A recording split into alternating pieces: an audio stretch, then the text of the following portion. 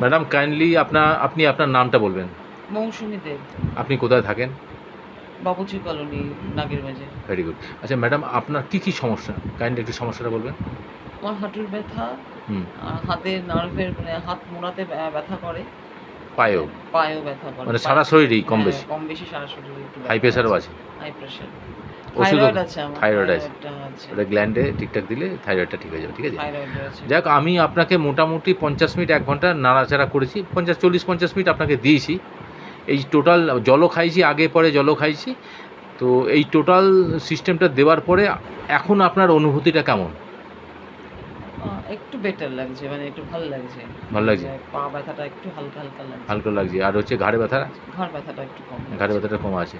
আমি বলছি, যদি এমনি জিজ্ঞেস করি 10-এ কত দেওয়া যেতে পারে আন্দাজ?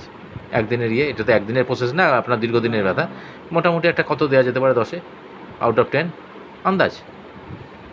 তাও আমার ছেলে বলছে 10-এ 10 দাও। না, না, না, না, না, না, না, আপনার উপর হয়েছে তো আপনি কত দেওয়া যেতে পারে? না, না, তাও 7-8 তো অবশ্যই। 7-8 আমার দরকার ছিল 3, আপনি 7-8 দিয়েছেন, ভেরি গুড। আচ্ছা ম্যাডাম, আমার একটাই কোশ্চেন আপনার উপরে।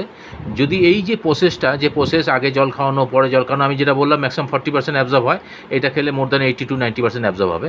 মানে খাবার তালিকায় যদি জলটাকে কনভার্ট করা যায় এই জলটা, আর প্রতিদিন যদি এই প্রসেসটা ধরুন আজকে যা দিলাম, ওই ব্যথা একটু কমলো, ওই কমার উপরে কালকে তার কন্টিনিউয়াস প্রসেসে যদি এটা দেওয়া যায়, তাহলে আপনার কি মনে হয় কী হতে পারে তার ভবিষ্যৎ?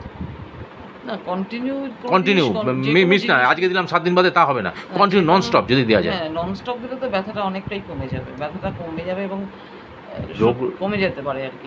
রোগটা সারতে পারে? হ্যাঁ, রোগটা সারতে পারে। এখন কিভাবে এটা আপনাদের প্রসিডিউর সেটা তো আমি জানি না। তো আজকের উপর বেস করে আপনি যেটা অনুভব পাচ্ছেন, হ্যাঁ, তাতে বেটার আশা করছেন? আশা করি।